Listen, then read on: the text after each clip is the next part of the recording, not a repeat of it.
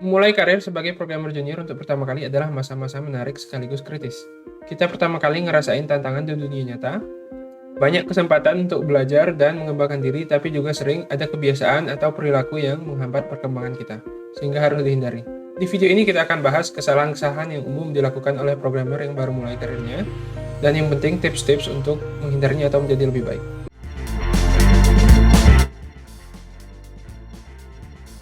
Halo teman-teman, nama saya Hamdanil, software engineer yang udah di industri ini selama kurang lebih 10 tahun, termasuk di Amerika Serikat dan di Singapura. Selama karir saya dan terutama sekarang sebagai seorang tech lead atau seorang pemimpin teknis di sebuah tim, saya sering mengamati programmer-programmer baru dan melihat ada yang sukses dan ada yang mentok.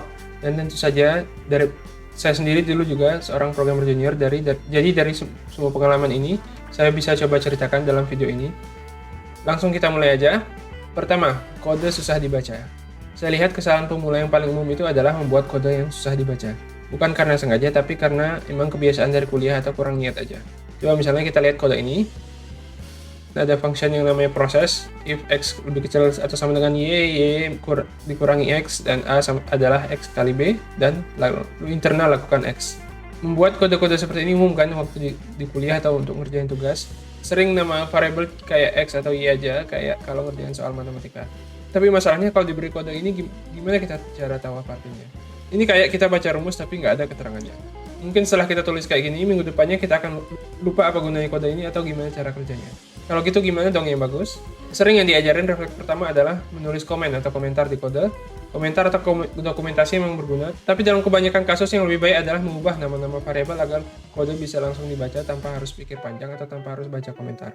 Misalnya seperti ini. Kalau kodenya seperti ini, dari nama metode, dari nama fungsinya aja kita udah tahu kalau tema dari kode ini adalah memproses pesanan. Dan dari nama variabelnya kita langsung tahu apa aja perhitungan yang dilakukan atau proses yang dilakukan. Kita bisa lihat kalau jumlah stok masih mencukupi untuk jumlah pesanan, kita hitung biayanya dan terus kita kirim barangnya dari gudang. Terus kita kurangi jumlah stok dengan jumlah pesanan yang udah dikirim. Kalau udah kayak gini simple kan, nggak perlu ditambahin komentar lagi. Kalau ditambahin komentar malah menuhin aja karena nama variabel kita udah cukup menjelaskan. Dan begini justru lebih bagus. Kata orang, baca kode yang bagus itu kayak baca cerita. Kenapa penting kode kita itu gampang dibaca? Karena suatu kode itu dibaca jauh lebih sering daripada ditulis. Jadi kita nggak perlu khawatir capek nulis nama variabel yang panjang, karena toh kita cuma harus ngetik nama ini sekali. Dan palingan kalau kita pakai text editor atau IDE zaman sekarang udah ada autocomplete, jadi kita nggak perlu capek-capek ngetik nama lengkapnya. Tapi justru dengan nulis nama yang bagus walaupun panjang, kita akan memudahkan kerja kita di masa depan, karena dijamin di masa depan pasti kita akan melihat kode-kode ini lagi. Misalnya kalau kita perlu tambahkan fitur di kode ini atau ada yang perlu diperbaiki, kita akan harus membaca dan mengerti kodenya lagi. Nah, yang mana yang bikin kerja kita sendiri gampang di masa depan? Kode XY yang nggak jelas apa artinya, atau kode yang bisa langsung dibaca dengan cara melihat nama-nama variabel dan dibaca seperti halnya cerita. Percaya sama saya deh, kode XY kayak gini pasti akan bikin sakit kepala berat. Karena setelah sebulan atau setelah seminggu pasti kita akan lupa apa maksudnya kode XY ini, nggak ada nama yang jelas. Belum lagi kalau yang ngerjain orang lain di tim kita. Wah, bisa jadi dia akan dendam sama kita atau malah ngata-ngatain kita. Rekan-rekan kita nggak akan sanggup baca kode XY ini. Saya sendiri udah sering lihat orang uring-uringan atau marah-marah karena harus kerja atau harus baca kode yang terlalu rumit atau terlalu susah dibaca seperti ini. Jadi bikinlah kode yang mudah dibaca karena akan membantu diri kita sendiri dan juga akan membantu orang lain. Kedua, tidak ada tes. Tes adalah semacam soal ujian untuk kode kita. Contoh yang paling sederhana adalah unit test, yaitu tes yang ditujukan ke potongan kecil program kita atau unit dari program kita, misalnya sebuah fungsi atau sebuah kelas. Katakan kita punya sebuah fungsi yang tujuannya menghitung harga setelah ditambah pajak. Jadi kita kasih aja tes. Misalnya kalau harga 100.000 dan pajak 10%, totalnya berapa? Kalau jawaban dari kode kita benar, maka jawaban dari kode kita harusnya 110.000 ya. Berarti tesnya pas alias lulus. Dan kalau dia jawab angka lain, kalau program kita jawabannya adalah angka lain, misalnya 200.000 atau 500.000, maka tesnya akan fail atau gagal. Kalau fail artinya apa? Berarti kode kita ada bug, sehingga ngitungnya nggak benar. Unit test kita akan ngasih tanda buat kita, misalnya kata fail yang ditulis dengan huruf besar warna merah, supaya kita langsung sadar dan perbaiki. Karena kenapa tes ini penting? Karena saat kita ngoding, nggak mungkin kita langsung benar 100%. Pasti sekali-sekali dan seringnya sih pasti banyak kita melakukan salah tulis. Karena dalam coding salah tulis dikit aja akibatnya bisa fatal. Misalnya kalau Misalnya kalau tanda plus kita salah tulis jadi tanda minus, hasil hitungnya pasti akan ngawur sekali. Bahkan katakanlah kalau misalnya nulis pertamanya udah betul, nanti sering nanti ketika kita ngubah kode ini lagi atau kita tambahkan fitur lain, fitur sebelumnya sering nggak sengaja jadi salah. Ini sangat sering terjadi di dunia software engineering, namanya regresi, yaitu perubahan baru yang membuat fitur-fitur lama menjadi salah. Sepintar apapun kita, pasti sekali-sekali kita akan khilaf atau melakukan kesalahan seperti ini. Karena kekhilafan ini udah dijamin pasti kita akan lakukan sewaktu-waktu.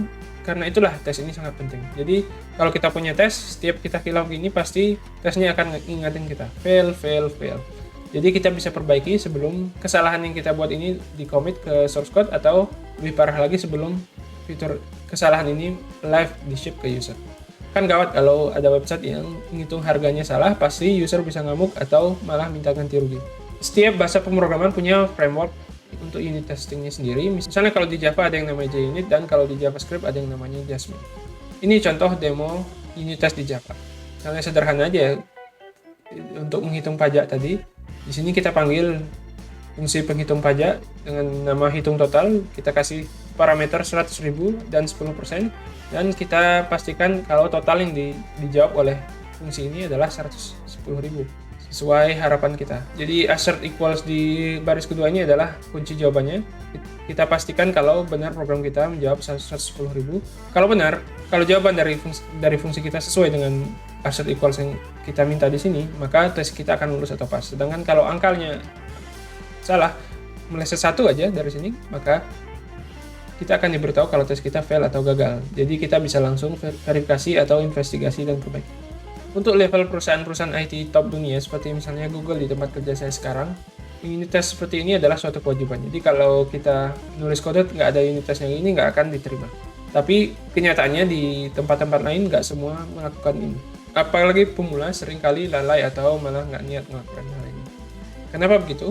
Pertama, karena di kuliah mungkin kita cuma dikasih tahu tentang adanya tes, tapi nggak dikasih tahu, atau kita nggak pernah praktek, atau kita nggak pernah dijelaskan apa fungsinya dan kenapa ini berguna sekali. Karena itu penting banget belajar soal tes ini, baik teorinya, prakteknya, maupun tips-tips atau best practice-nya. Kalau mau lebih hebat lagi, pelajari yang namanya Test Driven Development atau TDD. Ini adalah sebuah strategi pemrograman, yaitu kita menulis tesnya dulu. Jadi kita nggak langsung nulis kodenya, kita nulis tesnya dulu.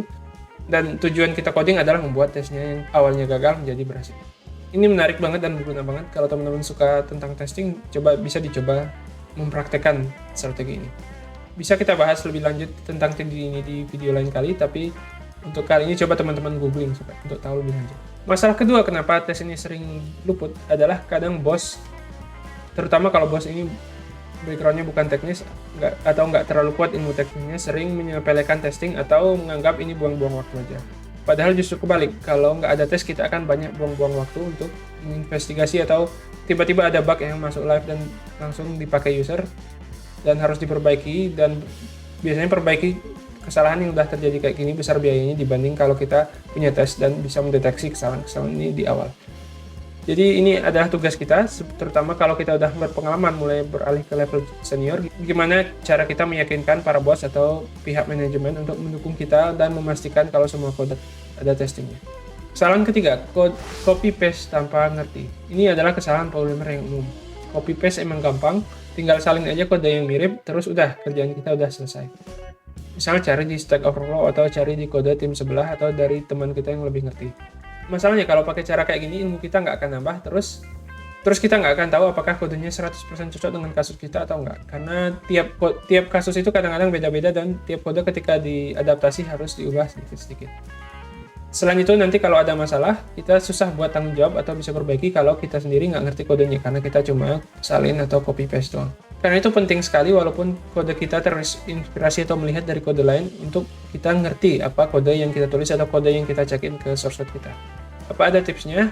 Menurut saya yang paling gampang itu jangan cuma disalin aja, tapi kita coba ganti-ganti kodenya sedikit. Misalnya kita ganti nama variabelnya supaya bisa lebih mudah dimengerti, atau ubah sedikit strukturnya supaya lebih cocok dengan cara berpikir kita.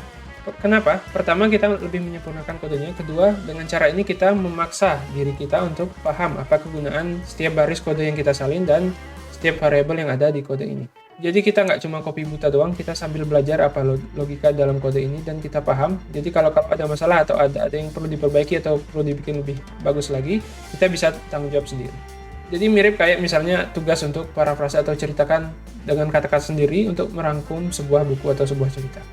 Kesalahan keempat adalah berhenti belajar. Jadi kita harus bisa ngimbangin ngerjain tugas jangka pendek dengan belajar untuk investasi ke diri kita di jangka panjang. Apalagi kalau kita masih pemula, baru lulus, ada banyak banget yang kita nggak tahu dan harus pelajari.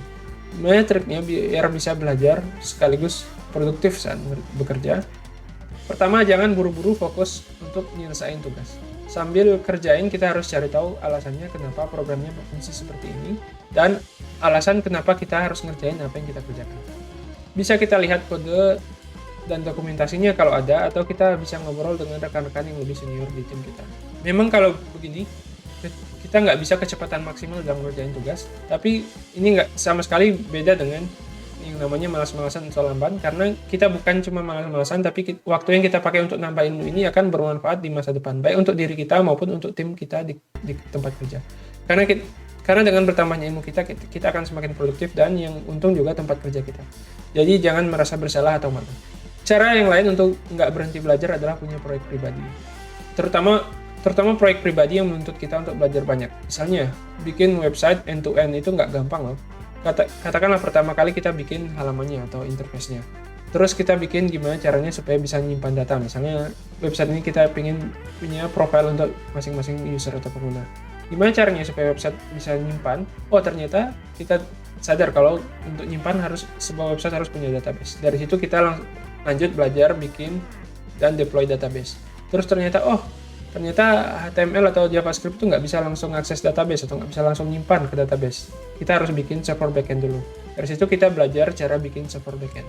Terus ternyata gimana ya biar website yang kita bikin nggak cuma bisa dibuka di komputer kita, tapi bisa dibuka dari internet, nggak dari komputer lain. Dari situ kita belajar deploy server di cloud atau cloud computing.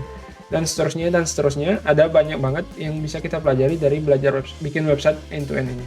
Jangan takut kalau susah atau butuh waktu lama untuk belajar. Proyek kayak gini kan nggak ada deadline, jadi bisa diangsur-angsur di waktu luang, nggak harus jadi semalam kayak Roro Jonggrang. Berbulan-bulan pun nggak apa-apa, malah mendingan. Berarti kalau kita lama gunakan banyak waktu untuk proyek ini, berarti ada banyak yang kita pelajari. Oke teman-teman, sebelum kita lanjut video ini, jangan kemana-mana dulu. Saya mau terima kasih sama teman-teman karena masih nonton sepanjang ini. Saya bikin konten channel ini tujuannya untuk berbagi ilmu soal pemrograman dan karir, terutama untuk level pemula. Saya ingin sekali agar kontennya bermanfaat dan senang sekali kalau teman-teman nonton sampai habis, karena berarti teman-teman percaya dengan manfaat nonton video-video ini. Kalau teman-teman suka, jangan lupa like dan subscribe supaya nggak ketinggalan video-video selanjutnya. Oke, lanjut ke poin selanjutnya. Kesalahan kelima adalah malu bertanya. Ini saya sering lihat di programmer pemula, kalau ngerjain sesuatu yang sulit, sering stuck atau macet. Ini sih wajar, tapi jangan terus-terusan stuck dan nggak dicari solusinya. Padahal harusnya pemula itu kalau stuck ya nanya. Apalagi kalau kita baru mulai kerja di suatu tempat, ini adalah sebuah alasan kuat supaya kita bisa nanya dan orang lain harus menjawab. Karena toh kita masih baru atau onboarding. Ketika kita masih baru, orang-orang di sekitar kita pun pasti akan lebih sabar untuk meladenin pertanyaan kita, karena mereka tahu kalau kita masih baru. Kita nggak akan dikira bodoh kok kalau nanya-nanya. Programmer senior yang ada tim kita pun pasti dulunya juga pernah jadi pemula, jadi pasti dia tahu gimana rasanya. Saya sendiri masih ingat kok ketika saya mulai kerja, banyak banget yang saya nggak tahu, sering stuck, sering ngerasa diri nggak berguna, apa-apa butuh bantuan senior, tapi sekarang sebagai seorang programmer yang lumayan senior, saya selalu ingat ini ketika mendapat pertanyaan dari rekan junior. Jadi saya nggak pernah menyepelekan pertanyaan-pertanyaan dari junior walaupun rasanya simpel. Sesimpel apapun pertanyaan mereka, itu bukan karena mereka bodoh, tapi emang onboarding atau mulai programming di tempat kerja baru itu adalah sesuatu yang sangat-sangat sulit dan butuh belajar banyak dan bertanya banyak. Sebagai penanya, jangan lupa kita bilang terima kasih atau menunjukkan penghargaan kita buat orang-orang yang udah membantu kita, supaya dia juga ikut senang juga. Dan jangan lupa kita pasti akan semakin nambah ilmu dan bakal nggak harus nanya-nanya terus. Dan kalau suatu saat kalau kita udah lebih nambah ilmunya, udah lebih produktif dan berguna, suatu saat kita bisa balas budi teman-teman yang pernah bantu kita ini. Kesalahan keenam adalah susah menerima saran. Oke, masalah ini sering muncul di pemula atau programmer yang sebenarnya anaknya pintar. Jadi kadang ada tipe-tipe yang perfeksionis, merasa dirinya harus sempurna dan dia harus bisa ngerjain sesuatu tanpa cacat atau kesalahan. Masalahnya di dunia programming, kalau kita masih baru, sepintar apapun kita kalau mulai kerja pasti kerjaan kita banyak yang salah atau banyak yang bisa diperbaiki. Bukan apa-apa, bukan karena kitanya lemah atau gimana, tapi emang namanya juga kita masih hijau, masih belum ada pengalaman yang kita pelajari atau bayangkan di dunia kuliah seringkali nggak selaras dengan yang sebenarnya kita temui dalam kenyataan di industri. Dijamin deh, tugas pertama yang kita lakukan pasti akan banyak kena komentar atau saran perbaikan dari senior kita. Masalahnya kadang sebagai pemula, terutama yang tipenya perfeksionis, ada yang anggap komentar kayak gini sebagai serangan atau membuat dia otomatis membela dirinya. Oh saya lakukan X ini karena bla bla bla, jangan disalahin dong. Nyebutin teori yang mungkin dia dulu pernah pelajarin di kuliah atau konsep yang dia pernah dengar sebelumnya. Ujung-ujungnya yang terjadi adalah debat. Sebagai pemula, kerjaan kita nggak selesai-selesai karena kita sibuk debat, dan ilmu kita nggak nambah karena ilmu dari senior yang harusnya mengalir ke kita dan harusnya kita serap, kita malah defensif dan bantah terus. Sepintar apapun kita, kalau gayanya kayak gini, karir kita nggak akan kemana-mana. Percaya deh. Terus harusnya gimana? Pertama, kalau dapat kritik atau saran, kita anggaplah sebagai kesempatan kita untuk belajar dan bukan sebagai serangan ke diri kita. Semua orang pasti banyak salah kok ketika mulai pertama, ibaratnya belajar naik sepeda, pasti awalnya sering jatuh-jatuh kan? Gitu juga kalau untuk programmer. Apalagi kalau saran itu datangnya dari seorang yang disegani atau dihormati di tim, kita prasangka baik aja. Pasti ada alasan orang ini disegani, pasti niatnya baik dan bukan untuk menyerang kita, tapi untuk meningkatkan kualitas kode dan supaya jangka panjangnya kita dan seluruh tim jadi lebih baik. Tanggapi kritik dengan netral. Refleks kita jangan cuma membela diri. Gimana caranya kita membela diri kita, tapi kita coba pahami alasan dari saran-saran yang kita terima itu. Kalau kita masih belum ngerti alasan atau sarannya, coba kita minta dijelaskan dulu, jangan langsung dibantah. Dari penjelasan itu minimal kita akan nambah ilmu, kita jadi tahu cara mikirnya dia, dan bisa jadi kita akan sadar apa yang kurang tepat dari yang kita lakukan itu. Kita harus asumsi kalau kita sebagai pemula banyak sekali yang kita nggak tahu dan harus belajar. Sedangkan senior yang udah tahu banyak, yang udah pengalaman asam garam di industri informatika, insight-nya jadi lebih luas. Dan kita harus ingat, nggak semua teori yang kita pelajari di kuliah itu cocok dipakai 100%, terutama di dunia software engineer. Jadi penting sekali untuk buka lebar mata hati dan mata pikiran kita, jangan fokus membela diri doang. Kalau cuma bela diri, kalau kita cuma bantah-bantah, kita nggak akan belajar nanti, dan selain itu si senior juga akan malas sama kita, padahal kita jauh lebih butuh dia dibanding dia butuh kita. Kalau kita udah coba pahami kritiknya, kita udah coba diskusi tapi kita masih belum ngerti-ngerti juga, coba kita minta pendapat orang ketiga, misalnya anggota tim lain yang juga udah pengalaman atau manajer atau pembina kita atau mentor. Biasanya mereka punya insight tambahan yang juga bisa akan membantu kita. Terima kasih teman-teman udah nyimak video ini. Kalau suka konten channel kita, silahkan subscribe dan lihat juga video-video yang lain yang sekarang mungkin ada di layar. Jangan lupa komentar, kritik, saran tentang video ini atau untuk konten-konten video selanjutnya. Semoga bermanfaat, sampai jumpa.